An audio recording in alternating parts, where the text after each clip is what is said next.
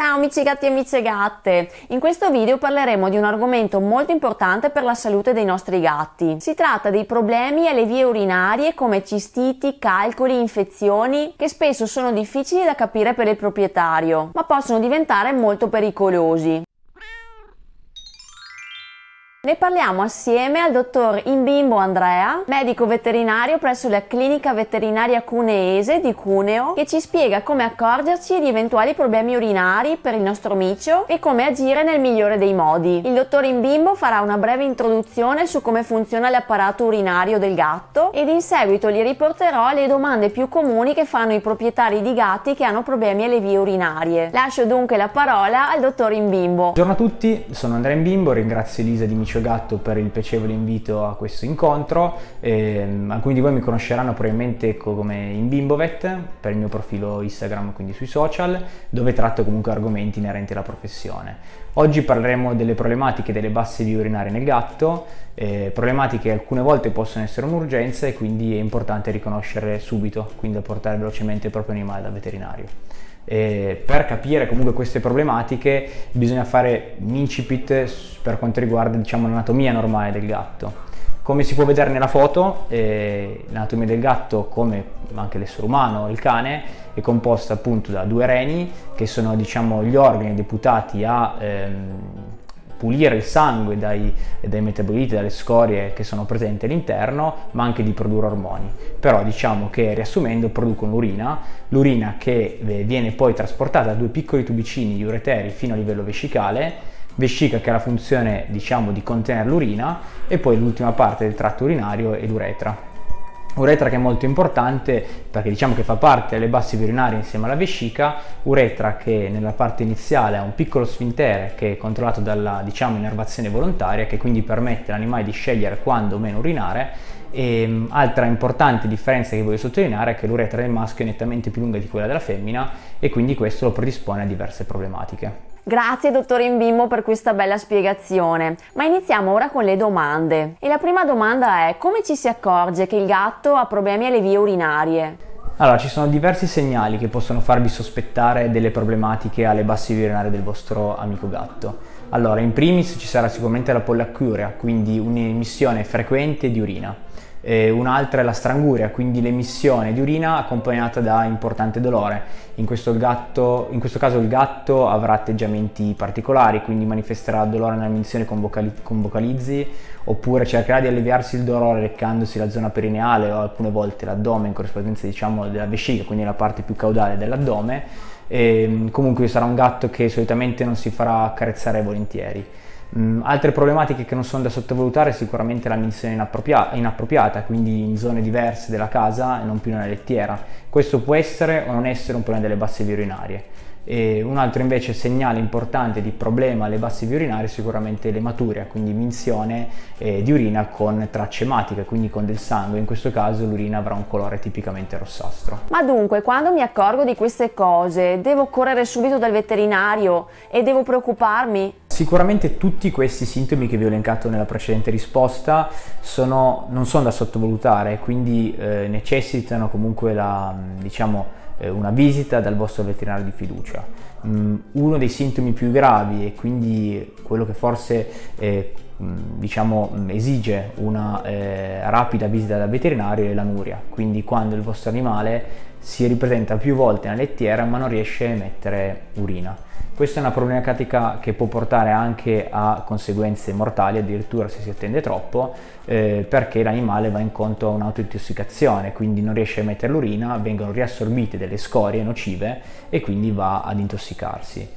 In questo caso ci sono degli escamotage per capire che il gatto è anurico. In primis che va più volte, come dicevo, nella lettiera a cercare di urinare senza emettere urina. Un altro che ha molto dolore, diventa un gatto poco trattabile, quindi anche se prima era dolce, docile, diventa spesso addirittura aggressivo. E un altro modo invece c'è una piccola manualità che adesso vi mostrerò nel prossimo video, dove si può accorgere di una vescica molto più piena del solito. Ok, eccomi qua insieme a Angus e volevo appunto spiegarvi questa semplice manualità quindi andare a cercare di palpare la vescica e capire se è di grosse dimensioni o meno.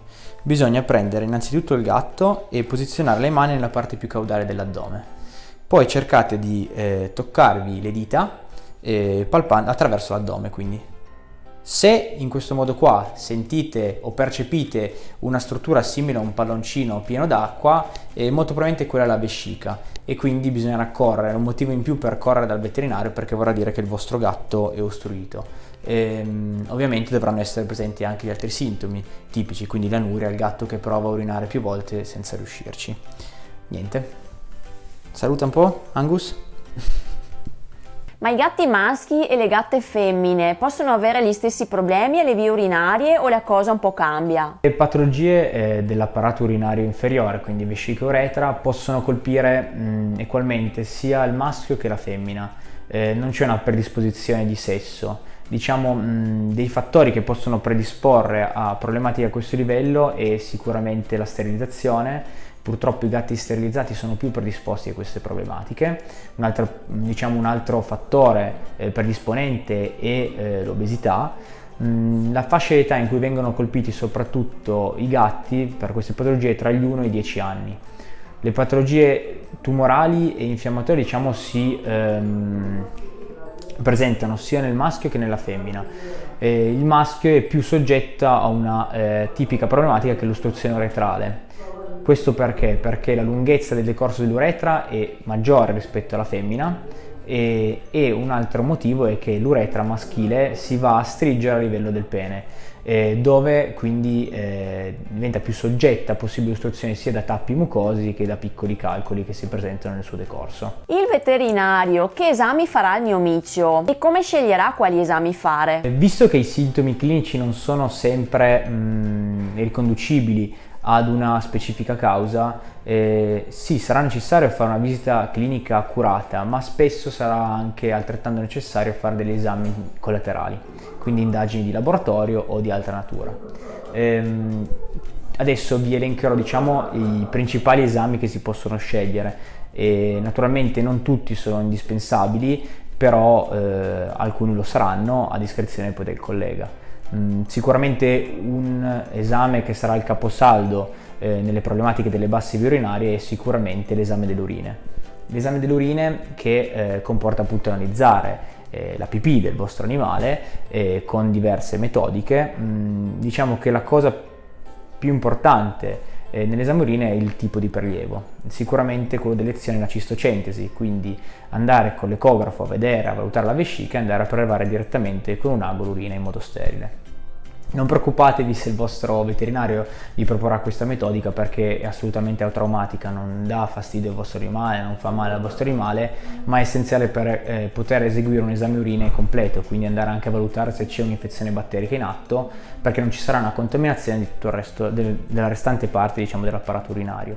Le altre metodiche di prelievo, quindi cateterismo per minzione oppure tramite il prelievo di pipì nella lettiera, che sono meno efficaci in questo caso per valutare un'infezione batterica della vescica. Con l'esame urine abbiamo diversi parametri importanti, tra cui il pH, la possibile presenza di cristalli, andiamo a vedere il sedimento, se c'è un'infezione attiva, un'infiammazione, quindi con presenza di batteri o neutrofili, e altre indicazioni molto importanti per fare una corretta terapia e una terapia mirata al problema. Un altro esame che il vostro veterinario potrà proporvi è l'esame del sangue. Diciamo che non sempre risulta necessario. Può essere necessario quando si sospetta una concomitante problematica renale oppure un'ostruzione. In questo caso andremo a valutare pochi parametri ci servono, quindi la potassemia, la BUN e la CREA, che ci permettono di andare a valutare la funzionalità renale e anche il grado di intossicazione a seguito di un'ostruzione uretrale. Passo successivo per andare a indagare in modo più corretto il problema è la diagnostica per immagini, quindi radiografia o ecografia o in alcuni casi endoscopia. Ne parlerei una dopo l'altra. Quindi radiografia sinceramente non mi sento di consigliarla molto, perché dà poche informazioni se sospettiamo un problema vescicale o uretrale. Può dare indicazioni nel caso in cui si sospettasse la presenza di un calcolo, quello sì, perché se fosse radiopaco si vedrebbe bene radiograficamente.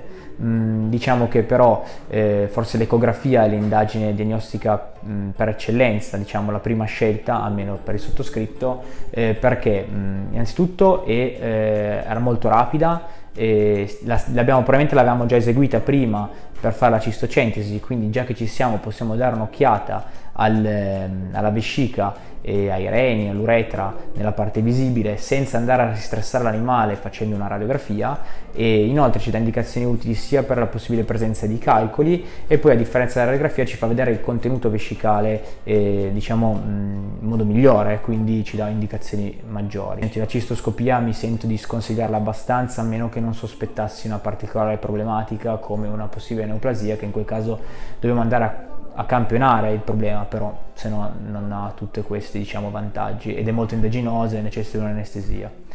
Comunque in ogni caso vi ho fatto un elenco diciamo sommario delle principali metodiche diagnostiche, e naturalmente la scelta dovrà farla il collega in base al sospetto e per indirizzare in modo corretto poi una terapia. Ma a questo punto allora parliamo di prevenzione. Come faccio a prevenire i problemi alle vie urinarie del mio gatto? E una volta risolto il problema immediato, che cosa devo fare? A che cosa devo stare attento? Cosa che volevo sottolineare molto importante è che è molto rara l'infezione batterica, anche se si pensa di no, invece è molto rara. Nei gatti superiori ai 10 anni è un po' più probabile, ma nei gatti inferiori ai 10 anni diciamo che solo il 5% di essi sono colpiti da un'infezione batterica attiva nelle basse vie urinarie. Quindi diciamo che già l'antibiotico risulta superfluo, quindi andare dal farmacista e chiedere un antibiotico diciamo che molto probabilmente non risolverà il problema. Nel 60% addirittura dei casi la causa è idiopatica, quindi non si sa qual è il problema e bisogna solamente andare diciamo a fare una terapia sintomatologica. Diciamo che il gatto è un animale che vede molte cause predisponenti, quindi molte cause che facilitano la formazione, un'infezione, un'infiammazione delle basse vie urinarie, e qui il ruolo del proprietario risulta fondamentale per la prevenzione. Innanzitutto una causa molto importante di predisposizione a queste problematiche è l'obesità. Quindi un gatto obeso è predisposto per esempio a un'ostruzione o a un'infiammazione di queste basse vie. Quindi mantenere il gatto in un peso-forma corretto è fondamentale. L'altro consiglio che voglio dare ai proprietari è quello di dare sempre una dieta umida all'animale, o comunque allungarla con un po' d'acqua per garantire comunque un apporto idrico sufficiente durante la giornata. I gatti sono animali che solitamente non bevono molto, quindi cercare di stimolarli a bere è utile. Un'altra cosa che voglio sottolineare è di non dare diete specifiche al vostro animale senza prima un consulto veterinario o comunque una prescrizione veterinaria. Diete per esempio acidificanti, che in alcuni casi servono, date senza una reale necessità, possono portare problemi. Diciamo la causa principe fondamentalmente delle infezioni delle basse vie urinarie forse è lo stress. Quindi la riduzione dello stress nel gatto è fondamentale. Stress che può essere portato da nuovi animali, nuove persone nella casa, per esempio un bambino, o anche un sovraffollamento o un cambio repentino della dieta. Un'altra cosa importantissima è di concedere una lettiera per gatto in casa, quindi se avete 2 gatti almeno 2 lettiere, se non 3 addirittura. Questo perché previene una competizione per la lettiera stessa e previene anche poi minzioni inappropriate, quindi pipì in giro per casa.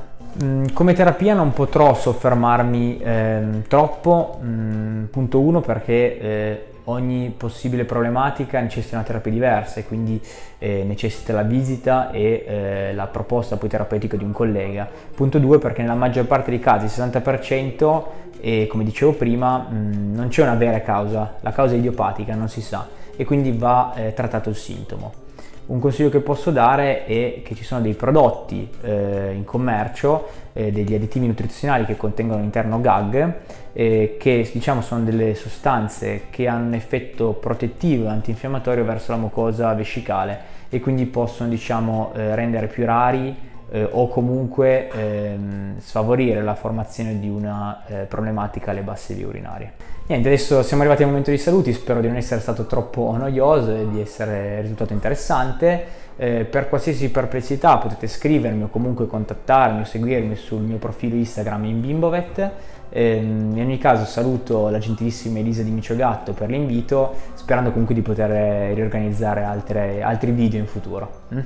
Buona giornata a tutti. Tantissime grazie veramente al dottor Imbimbo, sei stato veramente esaustivo e completo nella spiegazione. E a te che stai guardando, se hai domande o dubbi circa l'argomento che abbiamo trattato, scrivili pure qui sotto nei commenti e saremo lieti di rispondere. Ricordati di seguire il dottor Imbimbo nei suoi social network e di seguire anche Micio Gatto su Facebook, su YouTube, su Instagram, oltre che sul sito www.miciogatto.it. Per oggi è tutto, vi saluto assieme alla Lady e ciao amici gatti e amici gatte!